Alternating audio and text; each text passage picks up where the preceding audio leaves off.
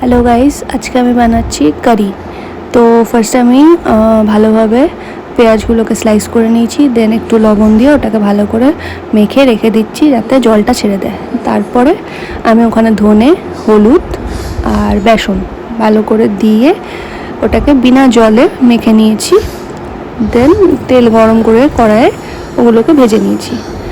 তারপর আরেকটা বাটিতে একটু দই ভালো করে ফেটিয়ে তার মধ্যে লবণ, হলুদ, ধনে গুঁড়ো দিয়ে তার সাথে একটু বেসন দিয়ে ভালো করে ওটাকে ফেটিয়ে তার মধ্যে জল দিয়ে ওটাকে পাতলা করে একটা ব্যাটারের মতো বানিয়ে দেন। একটা কড়াইয়ে তেল গরম করে জিরা, শুকনো লঙ্কা এবং আদা কুচি দিয়ে ভালো করে তারপরে ওই ব্যাটারটা দিলাম, দিয়ে ওটাকে বিস্ক করলাম যাতে দইটা ফেটে না যায়।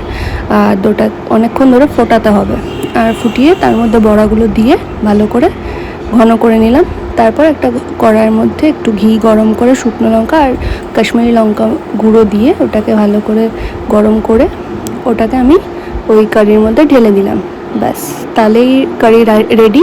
এটার সাথে জিরা রাইস খেতে খুব ভালো লাগবে। Thank you.